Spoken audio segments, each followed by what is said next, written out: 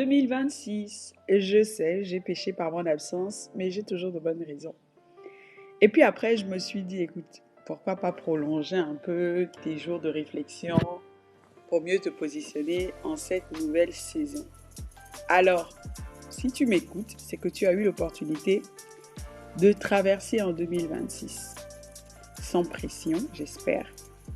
J'espère que tu commences l'année sans vraiment culpabiliser.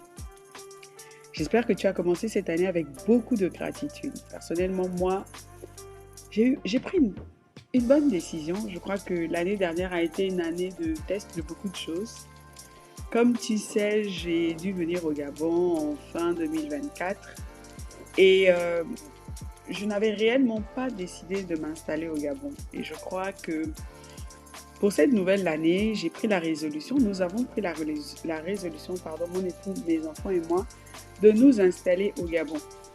Je ne sais pour combien de temps, mais réellement de poser nos valises et d'expérimenter le Gabon.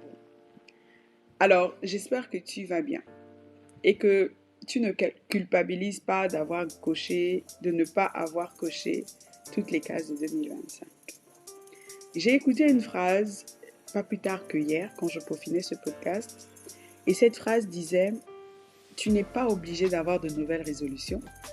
Tu peux simplement prendre tes résolutions de l'année dernière et décider, avec toutes les erreurs que tu as commises en 2025, tous les obstacles que tu as eus, décider simplement de cocher tes cases en 2026. Et j'ai trouvé ça très beau. Oui, parce que souvent on a tellement envie de changement qu'on se dit, alors là, moi je vais tout changer. 2026, je décide de perdre du poids. Bon, moi chaque année je décide de perdre du poids. Et Dieu seul sait si réellement j'y arrive ou pas. Mais je crois que la résolution n'est pas encore devenue une détermination pour moi. Et peut-être par la grâce de Dieu, je la trouverai un jour. Mais pour le moment, je décide de me réjouir avec mon corps, avec ce que j'ai. Pourquoi pas embellir, ajouter de la valeur à ce que je suis et ce que j'ai. Ça, c'est ce que je peux faire pour le moment. Alors, au lieu de changer complètement ta feuille de route parce que tu n'as pas pu cocher certaines cases qui étaient assurément importantes, mais les vents étaient tellement contraires, la distraction était peut-être plus forte que toi et tu as dû te laisser emporter. Ce n'est pas fini. Moi, personnellement, je vis la vie dans des saisons. C'est que je n'ai pas la pression de l'âge, je n'ai pas la pression des années. Je peux avoir de temps en temps la pression du temps qui passe. Mais cette année, j'ai décidé d'être pleinement dans ma vie. J'ai décidé de vivre chaque jour, de faire compter chaque minute, chaque instant, de vraiment devenir intentionnel dans ce que je fais. Ça, c'est ma plus grande résolution. Assurément, tu as dû poser le bilan, mais je crois que les cases que tu n'as pas pu cocher, les manifestations que tu n'as pas pu réaliser en 2025, rien ne t'empêche, au lieu d'aller chercher de nouvelles manifestations, au lieu d'aller chercher de nouveaux sentiers, d'emprunter des nouveaux chemins, pourquoi ne simplement pas prendre ces anciennes résolutions, ces anciennes cases et te dire, alors en cette nouvelle saison, je vais m'efforcer, un, à devenir intentionnel, deux, à poursuivre ce chemin. Alors, ça y est, nous sommes arrivés, grâce à Dieu, en 2026. Pour beaucoup, ce mois de janvier est un mois plein de lourdeur. Pour beaucoup, ce mois de janvier pour d'autres, ce mois de janvier euh, vient avec autant de motivation. Tout est nouveau, même si physiquement les choses n'ont pas changé, mais dans l'atmosphère, on sait très bien qu'une grande page a été tournée. Nous venons d'ouvrir euh, une nouvelle page, un nouveau chapitre, et nous nous disons, on aime bien tout ce qui est nouveau, alors on va se donner les moyens, on va se motiver, se donner les moyens de commencer par ce qui est nouveau. Et c'est pas mauvais. Moi aussi, j'aimais bien le lundi. Je me souviens que j'ai grandi avec la mentalité du lundi. Alors je me dis, je vais faire quelque chose, mais le lundi, c'est mieux de le faire. Et puis après, je me rends compte que le lundi, c'est pas bon, je suis fatiguée. Pourquoi? Parce que j'ai eu 2 jours off, le samedi, le dimanche. Et du coup, le lundi, c'est vraiment au ralenti. Alors personnellement, moi, je me dis, le bon moment, c'est tout le temps. il n'y a réellement pas de bon moment. Ça peut même être, je peux tourner une page en 1 heure et de me dire, ça commence aujourd'hui. Pas demain, pas après-demain. Il est vraiment important de rentrer en 2026 avec les actions de grâce. Parce que malgré les échecs, malgré les cases pas cochées, la procrastination et tout ce que tout ce qu'on a pu traverser, parce que j'y m'inclus, en 2025, on est là, on est en vie. Ça veut dire que Dieu compte sur nous. Ça veut dire qu'on a encore des choses à faire. C'est vrai que beaucoup de choses ne se sont pas alignées comme on le souhaite. Et c'est ce qui m'emmène à cette réflexion. En fait, c'est pas tout de souhaiter. Non. On se souhaite à tout le bonheur, on se souhaite à tout une meilleure vie. Mais je crois que c'est pas tout de souhaiter. Et au travers de ce podcast, j'aimerais t'apporter 6 clés qui vont t'aider à reprendre ta vie en main, à cocher les cases que tu n'as pas pu cocher jusqu'ici. Et pourquoi pas, peut-être pour certaines d'entre nous, à mieux structurer sa vie. C'est vrai que en te disant mieux structurer sa vie, moi-même, ça me fait bizarre. Mais peut-être à te donner une idée, un chemin qui va te permettre d'aller étape par étape et surtout manifester. Avant de rentrer dans le vif du sujet, j'aimerais d'abord te dire une chose. Sois consciente de chaque jour qui passe, chaque heure qui passe, chaque minute qui passe, et pourquoi pas chaque seconde qui passe, chaque mois qui passe, chaque semaine qui passe. C'est bizarre. Nous pouvons, de façon inconsciente, marcher, vivre sans être intentionnel, sans vivre l'instant présent. Nous projetons nos actions à plus tard, notre bonheur à plus tard, et sans tenir compte du moment présent, sans réellement tenir compte de ce que nous pouvons faire aujourd'hui, maintenant.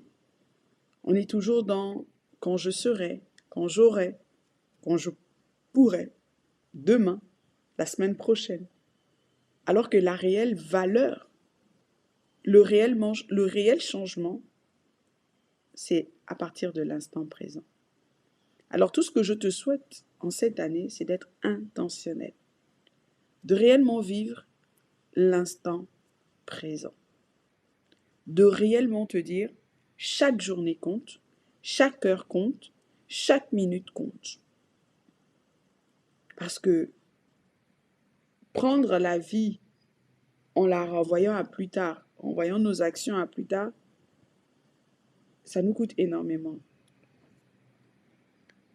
Alors, la gratitude est un bon point pour commencer.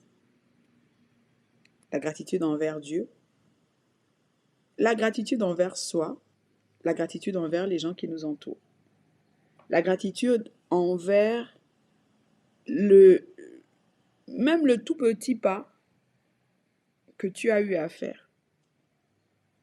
La gratitude envers ce système de pensée que tu as.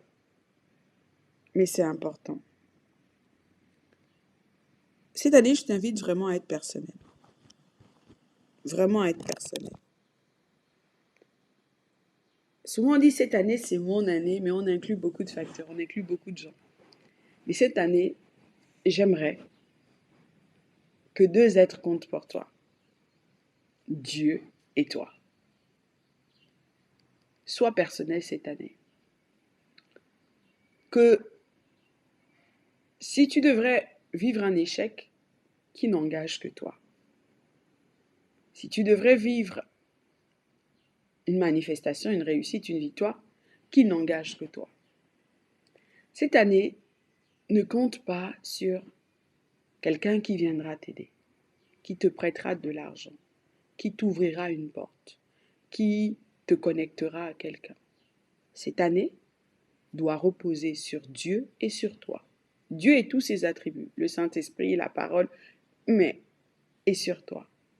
Cette année, sois responsable de toi. C'est vrai, moi je suis une mère, j'ai un époux, je suis une mère, j'ai 3 enfants, j'ai un époux, j'ai une maman, j'ai perdu mon papa, donc j'ai une maman, j'ai des frères et des sœurs. Mais je veux compter sur moi cette année. Je veux vraiment être au centre de cette année. Pas que je deviens égoïste, mais j'aimerais vraiment jouer un rôle, le rôle principal cette année, dans tout ce que je souhaiterais faire. Cette année, je ne vais pas me demander ce que les autres peuvent m'apporter. Je veux d'abord réaliser ce que je peux apporter, ne fût-ce que pour moi-même, ne fût-ce que pour ce que je souhaite à entreprendre. C'est vraiment contradictoire, mais je réalise aussi qu'on se repose beaucoup sur les autres. On attend beaucoup des autres et cela nous empêche de savoir exactement ce que nous pouvons faire. Alors, sois personnel cette année. Occupe-toi des autres, mais sois personnel. Cette année, ne cherche pas à embarquer ton fiancé, ton ami, ton frère, ta sœur dans un projet qui te tient à cœur. Ne cherche pas à convaincre les autres. Cette année, sois personnel. Et je reviendrai au prochain podcast. Sois réellement personnel. Sois personnel. Dis-toi que le résultat que tu souhaites ne dépend que de toi. Si tu as besoin d'une information, n'attends pas qu'on te l'apporte, va vers cette information. Sois active et sois personnel. Réellement personnel. Et heureusement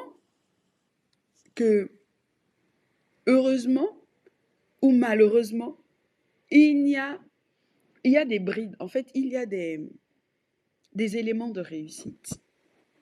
Heureusement pour certains d'entre nous qui ont la conscience de cela, et même quand on n'aime pas le protocole, la réussite a un protocole.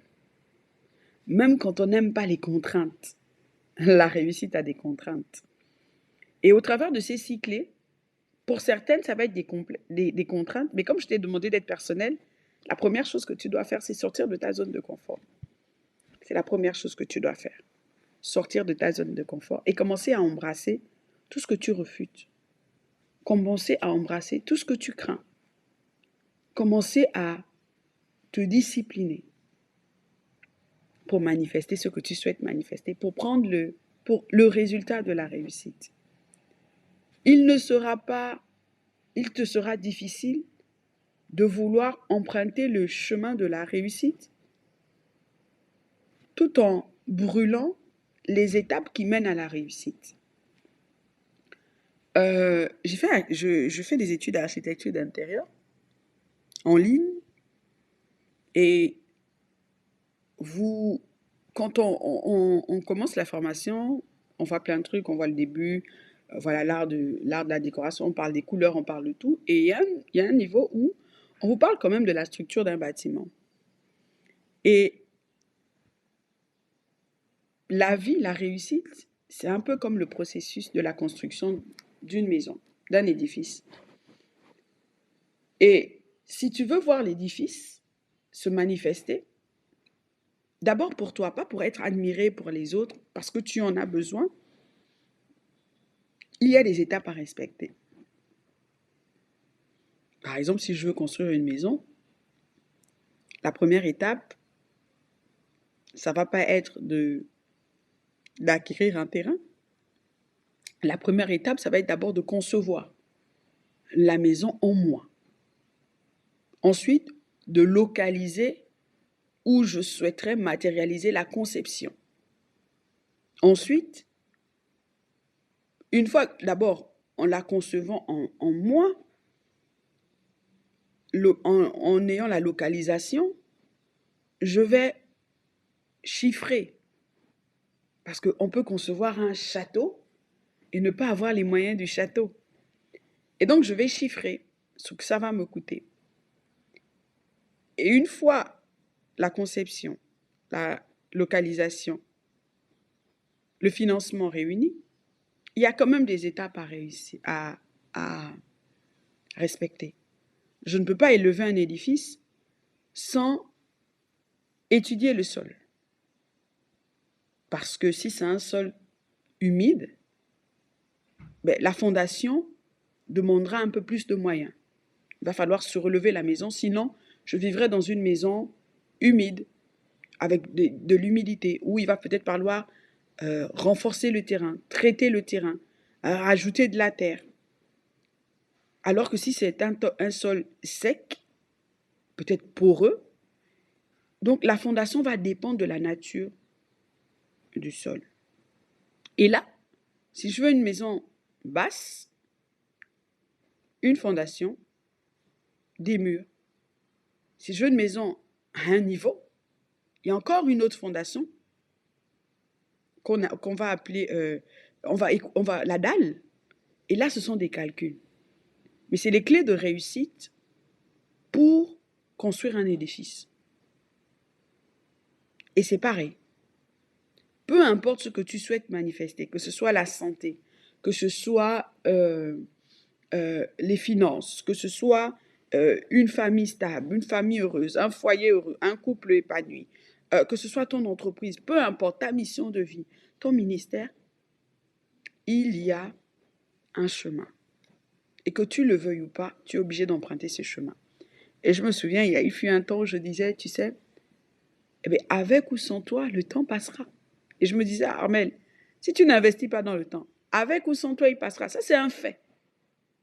Et on ne peut pas changer le fait. Le fait est là. On ne peut pas changer. Soit on contribue, on utilise le fait, soit on l'ignore complètement, mais quoi qu'il arrive, on a une facture à la fin. Et donc, c'est pareil. Alors, les 6 clés que je souhaite t'apporter aujourd'hui, ce sont des clés qui vont vraiment... Assurément, ce n'est pas des nouvelles clés, mais c'est peut-être un rappel pour toi. Mais ce sont des clés qui tracent le chemin de la manifestation, de la réussite. Quand j'entends manifestation, c'est pas, quand vous entendez manifestation, c'est pas mystique. Parce que manifester, c'est accomplir. C'est voir. C'est pourquoi je l'appelle manifestation. Parce qu'on a tellement de choses en nous, mais on a besoin de le voir. Et pas nous, on le voit, mais on a besoin de le rendre physique. Le voir physiquement. Et donc, s'accomplir, réussir, atteindre un objectif ne sera jamais le fruit du hasard. Jamais.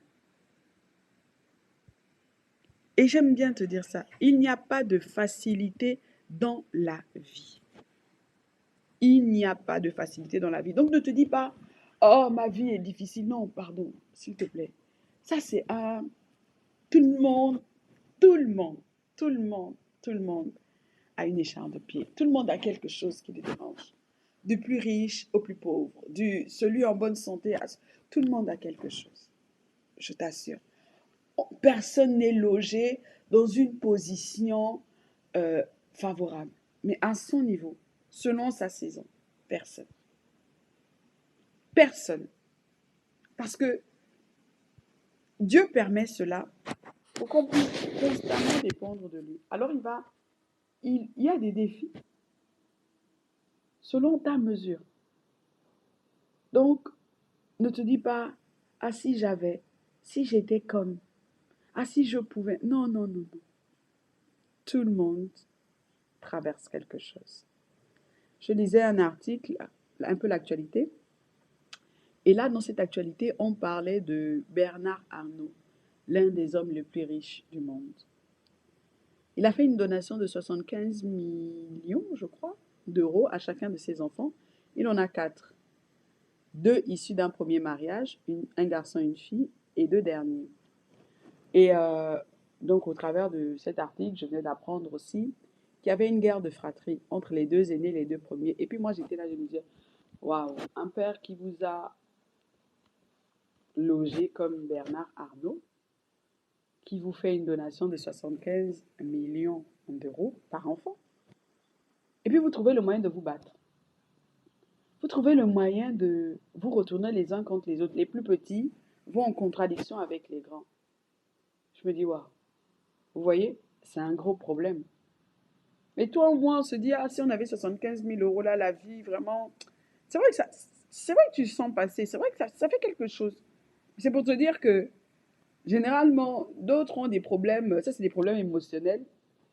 Ça va être une guerre de fratrie terrible à suivre. Les petits veulent vendre le journal Figaro. Et puis les petits ne veulent pas. Ils s'opposent naturellement. Mais vous voyez que C'est des guerres internes liées à la mauvaise gestion. Donc, chacun traverse quelque chose. Et en 2026, chacune de nous, forcément, fera face à quelque chose, à un vent contraire. Et parmi ces clés, je t'apporte une clé et un petit secret qui va te pousser à aller de l'avant. Et donc, il n'y a pas de facilité dans la vie. Oublie, ce sont les enfants qui pensent que tout est facile. Maman, je veux une paire de sneakers, et puis oui, voilà. Mais il n'y a pas de facilité dans la vie. Donc, c'est un très bon départ de te dire, OK, il n'y a pas de facilité dans la vie. C'est un très bon départ. Donc, tu ne vas pas te comparer. Il faut te dire que la personne qui manifeste, la femme que tu vois rire aujourd'hui, la femme que tu vois entrer dans sa maison aujourd'hui, la femme que tu vois acquérir une nouvelle voiture aujourd'hui, le chemin n'a pas été facile pour elle. Même les héritiers, le chemin n'est pas facile pour eux. Il n'y a pas de facilité. Une fois, il y a quelqu'un qui m'a dit, oui, mais ouais, mon père est mort, ça fait de nous des héritiers.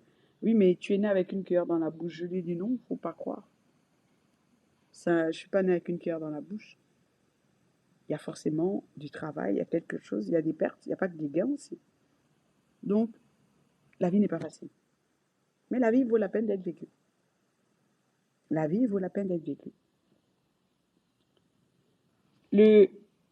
La vérité, c'est que la vie n'est pas facile et la plus grande fatalité, c'est le fait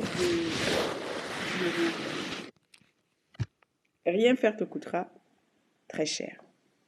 Et comme je te disais, cette année, joue-la personnelle pour avoir des résultats que tu souhaites. Ne compte sur personne. Ne partage même pas ta vision financière avec ton époux. Pars de ce que tu as, de ce que tu souhaites et manifeste-le. Joue-la vraiment personnelle. Et au travers de ce podcast, j'aimerais vraiment te donner les clés pour avancer de façon solo. Chaque année, chaque saison, chaque jour, chaque heure, chaque minute, chaque seconde est une invitation à recommencer, à espérer à nouveau une occasion de te relever, de poursuivre tes aspirations les plus profondes. En réalité, c'est pourquoi dans la parole de Dieu, on dit tes bontés se renouvellent chaque matin. Le premier élément que tu as besoin, la première clé, c'est la vision. Ce n'est pas un mot masculin. Souvent, quand vous abordez un homme, les 10 premières minutes, il va vous détailler le plan de sa vie. Il souhaite une femme comme ça. Il veut arriver là. Il va vous donner le plan de carrière. Il y a des hommes qui vont même vous dire, moi, je souhaiterais avoir un enfant médecin. Et nous, les femmes, on a tendance à se dire, bon, la vision, c'est un mot masculin. C'est quelque chose pour les hommes. Ah non, la vision, comme on nous dit tout le temps, on nous a aussi dit ça tout le temps, c'est l'homme qui porte la vision, c'est l'homme qui a la vision. Donc nous, on laisse ça, on laisse ce volant-là et puis on se dit, bon, et de nos jours, les hommes n'ont pas trop de grandes visions, enfin, même pas de grandes, les hommes n'ont pas, parfois beaucoup d'hommes ne savent pas où ils vont eux-mêmes. Alors donc on se dit, bon, comme on nous a dit que c'est l'homme qui porte la vision, nous on ne doit rien avoir. Alors que non. Non, non, non. Et c'est pourquoi certaines d'entre nous, on peut se permettre de vivre des vies pas structurées, aller où on veut. C'est pas parce que tu es marié que tu ne peux pas projeter construire une maison, repartir à l'école, graduer dans ton entreprise, aspirer à une promotion. Le mariage n'est pas ton identité. Non. Le foyer n'est pas ton fonds de commerce, n'est pas ta raison de vivre. C'est une casquette que tu mets à un moment donné de la vie, de la journée. C'est pourquoi on parle d'une vie équilibrée. Et c'est très important. Alors, le premier élément que tu as besoin, c'est la capacité de voir dans le futur. C'est la création de ton futur, de ton propre futur. Vous savez, moi, je suis quelqu'un, je peux marcher avec 100 personnes, et puis je vous fais croire, enfin, je ne vous fais pas croire, parce que c'est ma nature. Pendant qu'on marche ensemble, on va rigoler, on va parler, on va tout faire ensemble. Et moi, je poursuis un objectif. Je ne suis pas quelqu'un qui facilement se mêle à la masse et s'identifie à la masse. J'arrive pas. En fait, je suis mariée, mais j'ai ma vision personnelle. J'ai, avec la parole de Dieu, grâce à Dieu encore, j'ai créé mon futur. j'ai créé mon futur, mis à part pour Dieu a un but dans ma vie. Et cela n'englobe pas forcément mon mari et mes enfants. C'est la vision que j'ai de moi, l'impact que je veux avoir sur ma vie. C'est pas mon mari qui me dira ta vie compte. Oui, ma vie compte assurément pour eux, mais moi, ma vision fait en sorte que ma vie compte aussi pour les autres. Alors, c'est important. La vision n'est pas une destination. J'aime pas le mot destination parce que dans un psaume, on nous dit qu'on porte du fruit, même à un âge, je crois que c'est le psaume 92, je crois, que même à un âge très avancé, on portera du fruit. Ça veut dire que on évolue et la vision, ça, elle prend forme, mais elle s'adapte au cours des saisons de la vie. La vision est une carte qui nous permet de ne pas nous disperser dans la vie. Vous savez, souvent, je ne sais pas si je t'ai raconté ça, mais j'ai connu une femme quand je suis venue au Gabon. Elle a beaucoup de potentiel, énormément. Et puis je vois cette femme, quand elle se met en colère, waouh! Et puis un jour, je lui ai dit, tu sais, tu te comportes comme ça parce que tu n'as pas encore vu. Et puis elle a écarté les yeux pour me dire, mais pourquoi elle me dit ça? Je dis, non, c'est normal, tu n'as pas encore vu ton avenir. Parce que quand tu vois, ça structure ta vie. Quand tu as créé ton futur, ça structure ta vie. Ça structure ta façon de penser. Dans ta façon de penser, tu seras toujours dans la quête de la nouvelle information, de ce qui va te permettre d'avancer, dans ton choix de compagnie. Et tu ne vas pas te permettre de dépenser de l'énergie pour les choses stériles qui ne contribuent pas à la création de ton futur. Donc, avoir une vision te structure.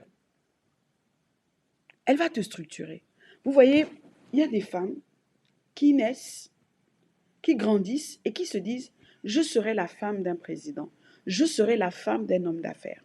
Je serai cette femme d'affaires. » Et du coup, naturellement, elles apprennent à marcher dans cette dimension. À partir de la classe de 4e, quand elle a résolu être une femme d'affaires, vous allez voir que son système de pensée, ses actions, sa gestion de relations, sa gestion de son temps est régulée par ce qu'elle a vu. Et donc, parfois, on peut se permettre de se retrouver à gauche, à droite, dispersé dans des conversations vaines et stériles parce qu'on n'a simplement pas vu.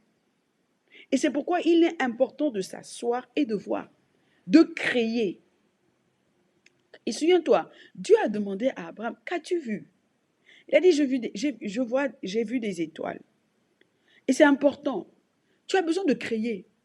Crée-le. Tu ne peux pas... En fait, d'autres personnes vont me dire, oui, mais Armel, ce que tu dis, c'est grave. Mais non, ce n'est pas grave. Tu le crées sur la base de la volonté de Dieu, sur la base de la parole de Dieu. Mais crée ton futur. Généralement, tu crées un foyer heureux quand tu sais que Dieu a pour toi des projets de paix et non de malheur. Et tu commences à chercher à savoir ce qu'est comme un foyer heureux. En fait, quand tu as vu ton futur, et beaucoup l'ont par exemple mystifié, beaucoup veulent dormir et puis avoir la grande vision. Donc, oui, je me vois dans des avions, je me vois. Et beaucoup, vous voyez, beaucoup se sont greffés à ça. Je me vois. Il y a une femme qui m'a écrit et puis qui m'a dit, moi, on m'a dit que je devais épouser un homme blanc. Donc, mais pour le moment, je n'ai que... Et puis, je me dis, mais c'est pas ça en fait. Ça veut dire qu'on a beaucoup associé le fait de créer notre avenir avec la parole de Dieu, avec les promesses de Dieu. On a beaucoup associé au fait de voir des songes, d'avoir des songes. De non, c'est créé dans ta pensée. C'est pourquoi il dit, tel un homme pense, tel il est. Ta pensée est créatrice. Alors crée. Et quand tu as vu, quand tu l'as vu, ça structure ta vie. Tu sais que ça structure ta vie. Radicalement, ça structure ta vie. Et donc tu as besoin. La vision personnelle, c'est la vie que tu veux construire sur le long terme. Quand on dit, il y a beaucoup, la vision personnelle, oui, mais les actions que tu poses aujourd'hui, tu dois pouvoir les voir très loin, très très loin, très loin. Tu dois pouvoir te voir relayer ce fruit et avoir éduqué les enfants qui sèment ce fruit encore, pour que eux aussi le passent en relais. Et ça se travaille. Ça se construit. Ça, c'est un pas après l'autre. Et la vision, par exemple, si tu as la vision d'une entreprise, c'est l'ambition à long terme sur ce à quoi cette entreprise tend. Ce que tu gères là, ce que tu fais là aujourd'hui. Est-ce que sa vision sur le long terme, c'est la transmettre à un enfant ou à tes enfants ou à ta belle-fille ou à tes petits-enfants? C'est important. Par exemple, moi, ce que je fais, je me dis, mon ministère n'est peut-être pas pour ma fille. C'est peut-être pour ma belle-fille. C'est peut-être pas pour ma fille, peut-être c'est pour ma belle-fille. Alors je travaille de manière à transmettre. La vision nous permet de nous structurer. Sans elle, nous vivons une vie sans garde-fou. Grâce à la vision, tu auras un cap. Oui, un cap. Personne ne s'embarque dans un moyen de transport sans avoir une destination, sans connaître le trajet. Moi, quand j'achète un billet d'avion, je regarde la météo. Parce que je n'aime pas perdre. En fait, l'avion, c'est le seul endroit où je perds le contrôle. L'avion et le médecin. Et j'aime pas ça. Alors, je regarde la météo. Je regarde le trajet. On passe par où? Telle compagnie fait ceci, fait cela. Par exemple, moi, j'aime bien voyager en Air France. Mais les gens ne savent pas pourquoi. Eux, leur slogan, c'est le ciel. Je crois, le ciel est ma maison. Je crois que c'est un truc comme ça. Oui, le ciel est ma maison. Je crois que c'est ça. Mais quand vous prenez Air France va rester au sol tant qu'il y a des turbulences. Les compagnies low cost, là, quand vous les prenez, ils s'en foutent. Vous êtes là-bas, une turbulence, mauvaise expérience. Quand Air France décolle, c'est pour que le ciel, en fait, que tu trouves un confort dans le ciel. Mais il faut le comprendre. C'est avec beaucoup de recherches que j'ai compris. C'est pourquoi quand je prends Air France, ne crois pas que j'ai beaucoup d'argent, c'est faux. Je paye le confort. Alors, en gros, la vision, c'est l'image claire et inspirante que tu as dans le futur. La vision n'est pas un luxe, mais une nécessité pour réussir tout ce que tu souhaites entreprendre. La vision vous empêche de vous disperser, de perdre le temps et de gaspiller votre énergie. Mais ce n'est pas tout d'avoir une vision. Il faut avoir la clarté. Il faut avoir de la clarté, il faut voir clair. Donc, tu dois avoir la clarté pour évoluer avec assurance. Et c'est quoi la clarté? Par exemple, ça c'est ma définition de la clarté. Aujourd'hui, je voudrais, par exemple, voilà, qu'est-ce que je veux dire? Je voudrais avoir un diplôme. En fait, je voudrais être architecte d'intérieur. Ça, c'est la vision. Mais la clarté va m'emmener les étapes pour devenir. La première chose, souscrire à une formation. La deuxième chose, définir un temps par jour, par semaine, pour acquérir la formation, pour acquérir les cours. Et l'étape de la vision, l'étape là, la clarté va m'emmener jusqu'à la certification, jusqu'à ce que je me manifeste le fait d'être architecte d'intérieur. Donc la clarté va te définir les étapes. La deuxième clé, c'est la focalisation. Les résultats commencent toujours par un choix intérieur. Où portes-tu ton attention? Je connais des personnes, des femmes qui disent « Armelle, je voudrais, Armelle, je souhaiterais » et puis leur attention est portée sur autre chose. Et moi, je dis souvent, quand les lionnes chassent, elles vont observer la proie, sur tous les angles. portes-tu ton attention? Tu peux pas dire, je veux être architecte d'intérieur là, et puis demain, ah non, je veux être pâtissière. Ah non, là j'ai sommeil. Où portes-tu ton attention? Tant que tu es dispersé, tu ne produiras aucun résultat. Et tu vas perdre énormément de temps et d'énergie. La focalisation n'est pas naturelle, elle est intentionnelle. Généralement, le plus grand défaut de certaines personnes, des personnes qui n'entreprennent pas, qui ne réussissent pas, qui ne manifestent pas, qui n'engendrent aucune victoire, c'est qu'elles se disent que les choses arriveront naturellement.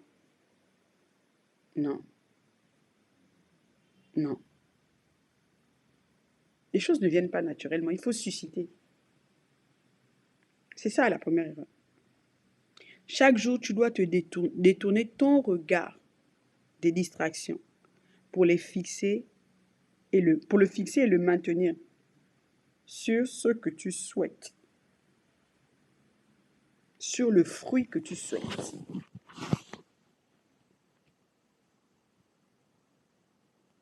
Et il y a 5 secrets puissants pour rester focalisé. 1. Tu ne peux pas rester focalisé sur ce qui n'est pas clair. Ça doit être clair en toi. Quand ton objectif est flou, ton attention se disperse. Écris clairement ce que tu poursuis. 2. Non, écris clairement ce que tu poursuis. La clarté transforme l'énergie en direction et la direction en résultat. Ce que tu regardes nourrit ce que tu deviens. Ça, c'est le numéro 2. Ton regard va déterminer ta force intérieure. Ce que tu fixes grandit. Choisis constamment ce que tu regardes. 3. Fais de la discipline ta meilleure amie.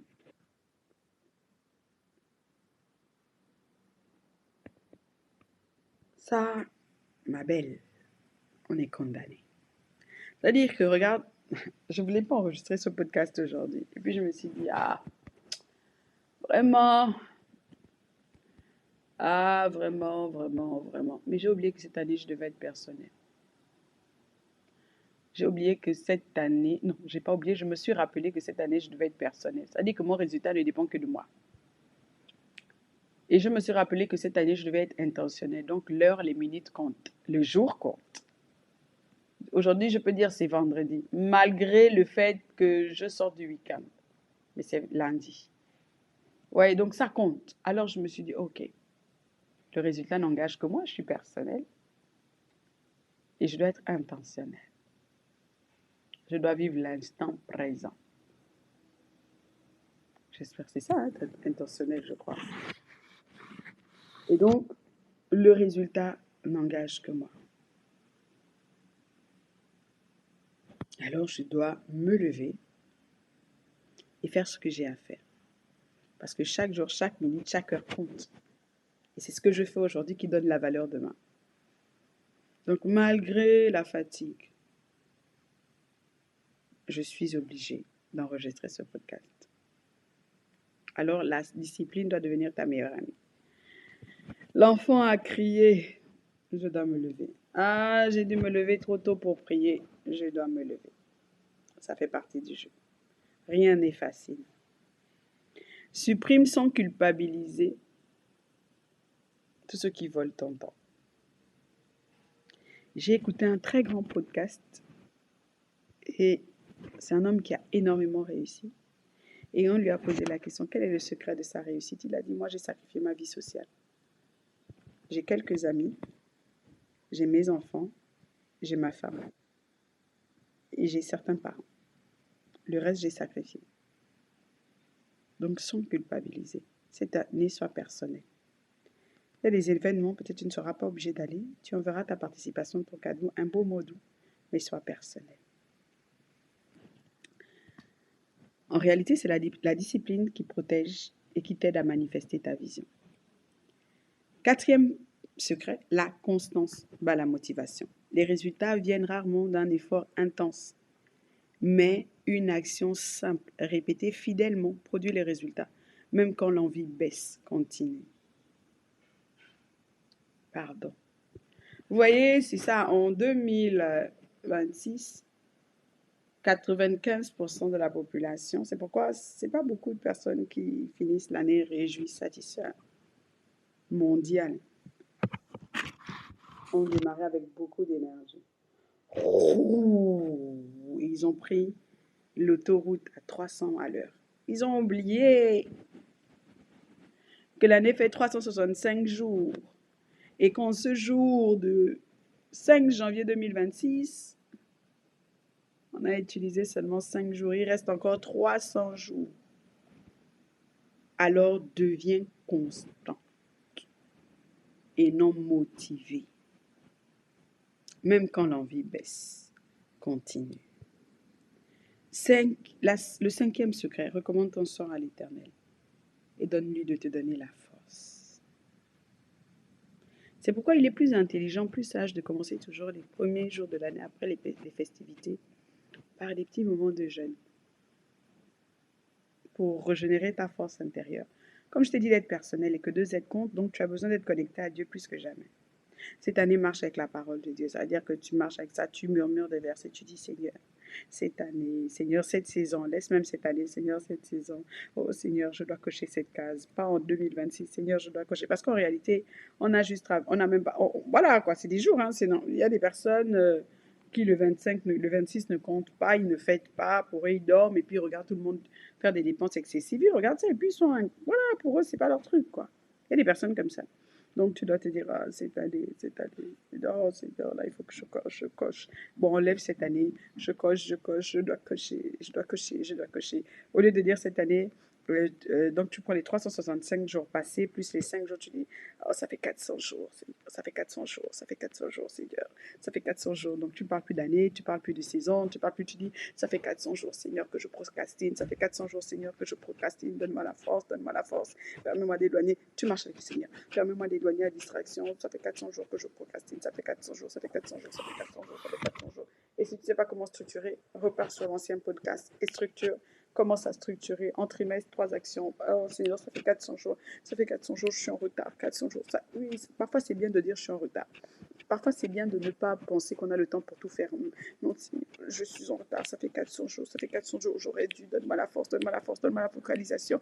Donne-moi, donne-moi, donne-moi. Et puis, tu vas y arriver. Troisième clé. Fais ce que tu sais faire. J'aime ce verset qui dit tout ce que ta main trouve à faire avec ta force, fais-le. Beaucoup de femmes m'écrivent pour me dire, Seigneur, je cherche la volonté de Dieu. Mais il a dit, tout ce que ta main trouve à faire avec ta force, fais-le. En toi, il y a plusieurs activités, il y a plusieurs choses que tu dois faire. Fais, pousse, fais, ne cherche plus. Il a dit, tout ce que ta main trouve à faire, fais-le. Mais je voudrais t'apporter un petit point. Fais ce que tu sais faire. Si tu veux considérablement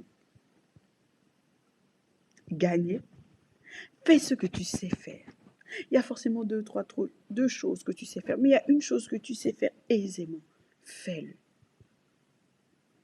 Ne cherche pas à faire ce que tu ne sais pas faire. Fais ce que tu sais faire, s'il te plaît. Ne cherche pas à faire ce que tu ne sais pas faire. Ne cherche pas à faire ce que tu as envie de faire. Fais ce que tu sais faire. Fais-le. Je suis convaincue que nous avons tout un domaine d'excellence que nous négligeons et que généralement, c'est ce domaine-là qui va nous conduire au sommet, qui va commencer à nettoyer le chemin, qui viendra nous apporter la petite bouffée dont nous avons besoin, cette petite respiration. Nous avons souvent honte de ce que nous savons faire. Et parfois, nous le minimisons tellement. Je voudrais te dire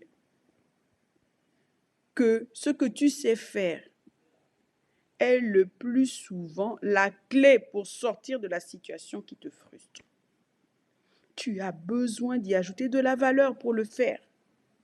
Fais-le avec discipline et excellence. Tu sais faire quelque chose et te focaliser dans ce domaine. Poursuis un domaine. Le faire fidèlement, le faire avec dévotion, le faire avec attachement. Fais-le comme si ta vie en dépendait. Retiens que l'excellence ouvre des portes. L'excellence est le soin que tu apportes à quelque chose. L'excellence connecte et apprend quelque chose de nouveau lié à ce que tu sais faire. Il y a bien quelque chose que tu sais faire. Fais-le. J'ai réalisé par exemple que dans une niche, tu peux avoir 7 ressources dans une seule niche.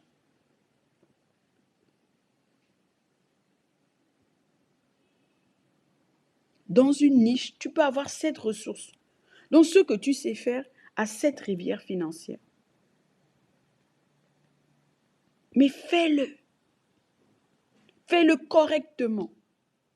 Fais-le comme si ta vie en dépendait. Par exemple, c'est ce que tu sais faire là qui viendra te sortir de la frustration. Mais fais-le. Et assure-toi d'apprendre quelque chose de nouveau. 4e clé, passe à l'action. Ma belle, peu importe le poids de ta charge, ne rien faire est la pire des choses à faire. Moi, je me dis souvent, quand une situation m'arrive, je me dis, non, j'ai un rôle à jouer quand même. J'ai un rôle à jouer. Qu'est-ce que je dois faire? J'ai arrêté de dire au Seigneur, pourquoi moi? Je suis fatiguée. Regarde mon mari, regarde mes enfants, regarde les factures. Seigneur, je suis fatiguée. Regarde ma charge mentale. Je dois cuisiner, je dois sauter la barrière. J'ai arrêté. Je dis, ok, nouveau défi, qu'est-ce que je peux faire? Ok, qu'est-ce que je dois faire? J'ai observé un peu dans ma petite expérience de vie que généralement on a trop de problèmes quand on accumule, quand on est dans le déni de la situation. Ok, j'ai une dette qui arrive et je sens que si je ne me lève pas, elle va venir me foudroyer et voler ma paix. Alors je dois me lever. Qu'est-ce que je dois faire? Qu'est-ce que je suis dans l'obligation de faire? Sinon, je vais sombrer. Ça, plus ça fait trop. Il faut que je me lève. Il faut que je fasse un chemin. La clé, c'est de te frayer un chemin pour t'en sortir. Moi, avec le temps, j'ai compris que quand tout stagne, ça veut dire que c'est le moment de se lever. C'est même trop tard parce qu'on sent la stagnation. On sent vite le tourner en rond. Mais évite d'arriver à un stade où tu es bloqué. C'est le cas. Ah, évite, tu le sens. Tu sais que là, ça commence à te frustrer. Et puis quand tu te frustres pour quelque chose, quand tu commences à perdre ta paix, quand tu te sens irrité par quelque chose, peu importe la situation, arrête-toi. Et tu dis, Seigneur, Saint-Esprit, qu'est-ce qui ne va pas? Et tu verras la clé. Tu verras la clé. Moi, quand j'ai mal au dos, je sais que je dois maigrir. Ça me rappelle juste que je suis en surpoids, je dois maigrir. Et ça me frustre tellement, donc je fais quoi? Ah bon, là j'ai mal au dos. Bon, là j'ai trop mangé ça. Là j'arrête. J'arrête de manger ça, je change, je bascule. Et puis après, je me sens bien. Bon, après, c'est peut-être un effet yo-yo, mais pour le moment, c'est la solution que j'ai trouvée. Pardon. L'histoire de perte de poids, de régime, tout ça. Pardon. Pour le moment, j'ai mis ça d'abord de côté. Je veux vivre. Sans culpabiliser, je veux vivre. Et puis après, je ne suis pas qu'un poids. Je veux vivre. Je crois que c'est pas en étant dans le déni, mais en me disant, ok, je vais vivre simplement parce que tout va bien. M'accepter tel que je suis, je vais avancer.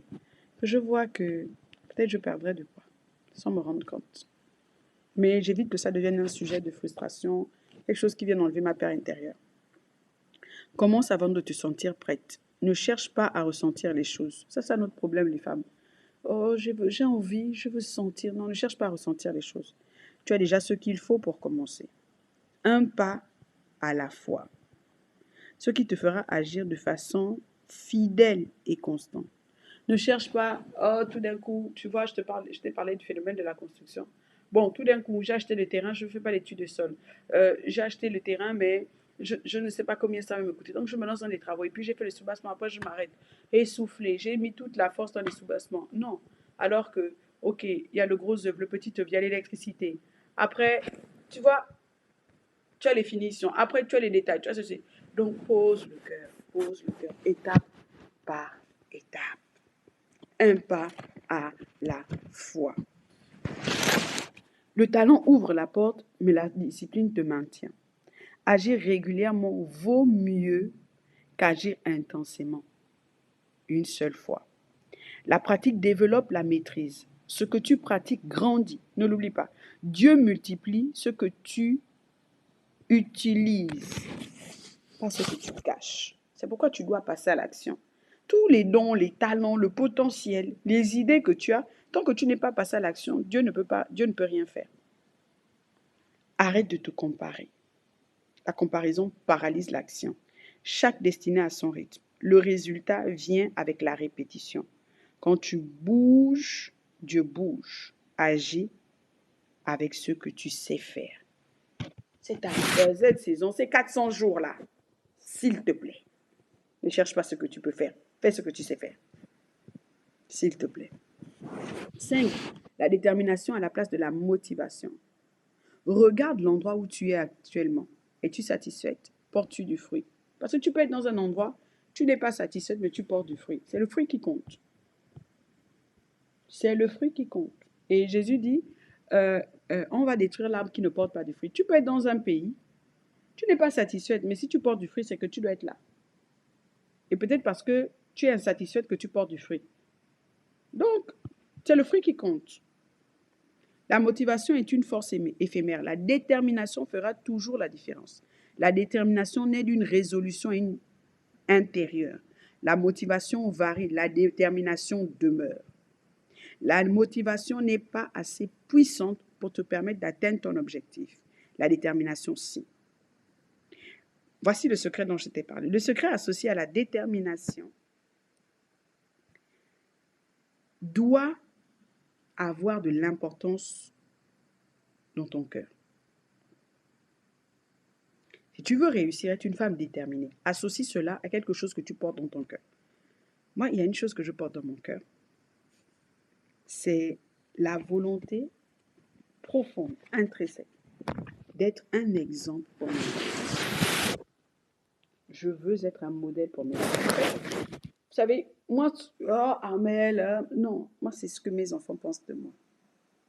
Et je veux toujours être, moi, j'ai un truc, je veux être l'exemple de peu importe la situation, il y a toujours une solution.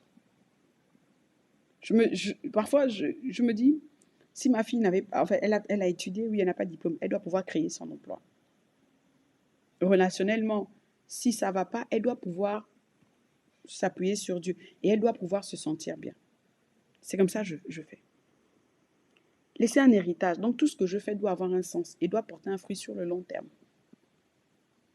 Peut-être mon ministère n'appartient pas à ma belle famille ou à ma fille, mais à ma petite fille ou à mon arrière-petite fille.